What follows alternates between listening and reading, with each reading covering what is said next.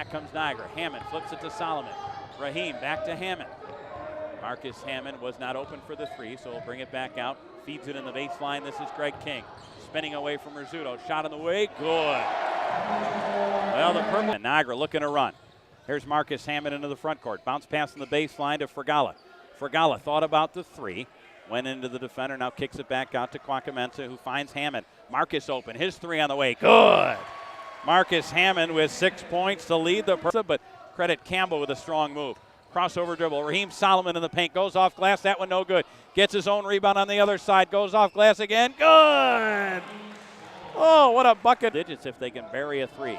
36-24 the count. 105 seconds left first half. Towns with it. Throws it on the baseline to Dominic Robb. Dom's going to step back a 14-footer. Good. Dom able to knock. We'll see what Tate does. Khalif Tate bounce pass to James.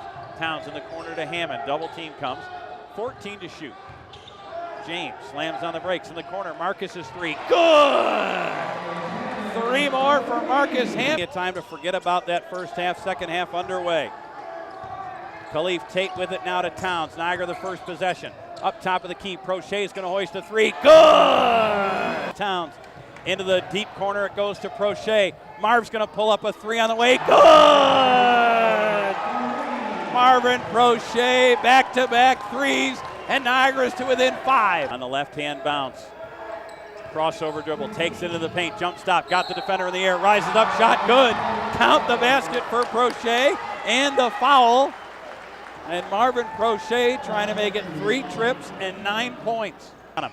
Crossover dribble, past Hanky goes to the bucket, finger roll, yes! An up and under move there by James Towns. And Albany back up by 4. Towns with it. Flips it to Marv. Prochet's going to pull up his three on the way. Yes!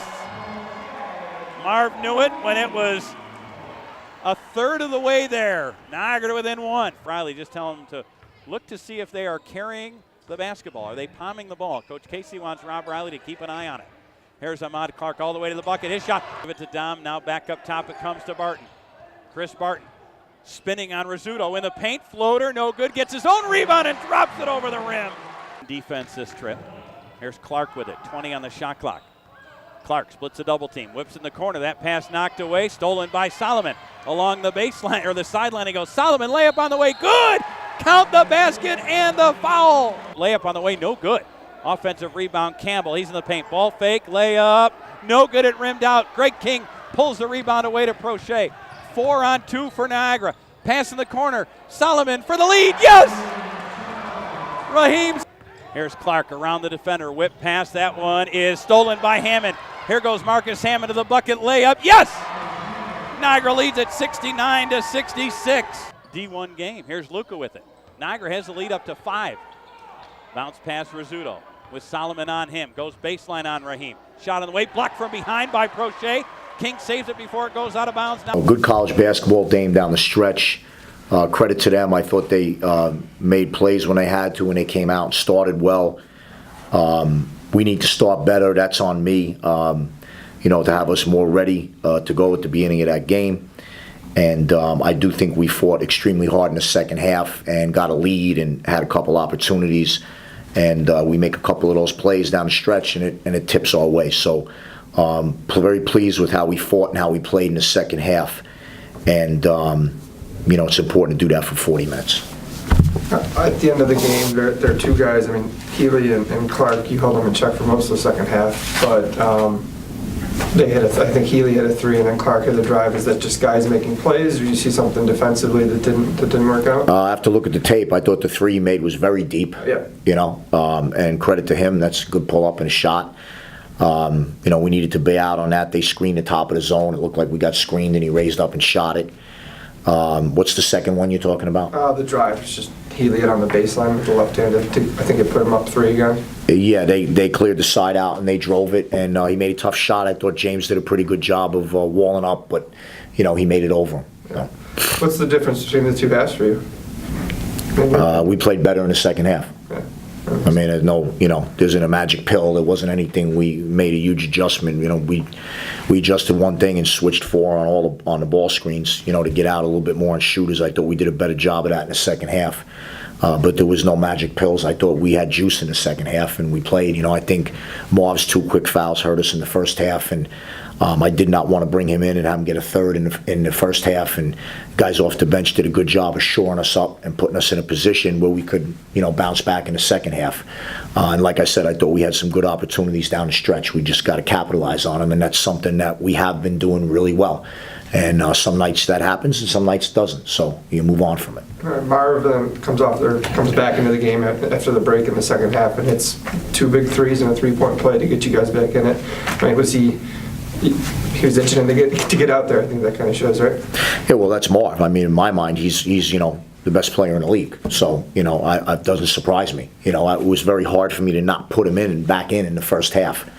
But my thought process was I wanted him to play with a clear slate in the second half where he wasn't worried about fouling at all, and he could be Marv. And, I mean, he had 13 and 9 in half a game. You know, so. And the second unit comes into that as well, right? I mean, they stabilized things a little bit and eventually, you know, kept it close enough in the first half that you could come back. Yeah, they did a good job. I mean, you know, Greg King had 7 and 9 for us, you know, got 9 rebounds and, you know, was tough around the basket. Raheem and Marcus came in and really did a good job on the wing, you know, and shored things up. I thought, you know, Greg Kwakimensa was very good, you know, in the minutes that he played with giving Marv a blow. I thought that was good.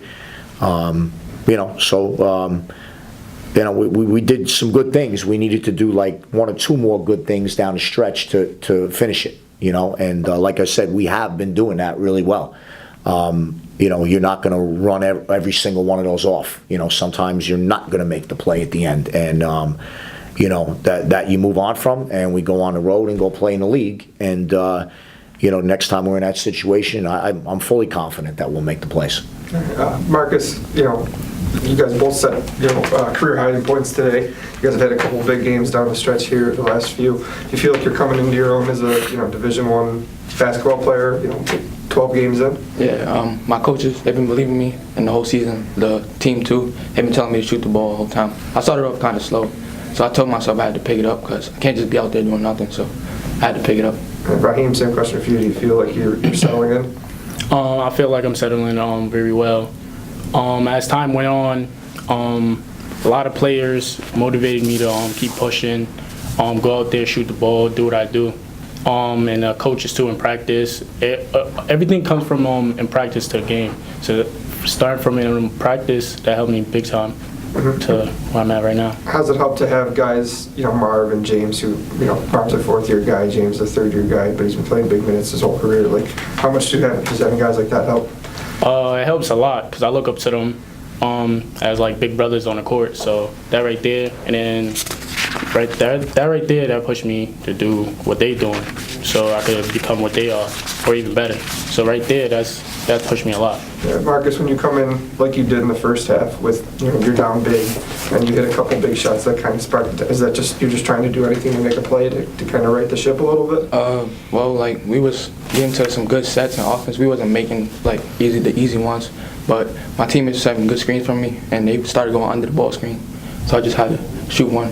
And then when it went in, I got some confidence, and then I kept shooting. Chris, how much does having these guys develop change the dynamic of your team, the outlook of your team, kind of headed into MAC play?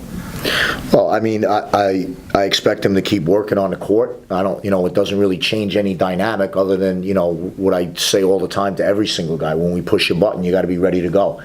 And I thought both these young men did an outstanding job of that tonight, and have done that in recent history. So, you know, there's no real dynamic change. It's, you know, they're putting time in, and I think they're seeing some results from that, and it's helping our team. You know, being able to have them come off the bench, and what did they combine for, like 31, 32 points? Yeah.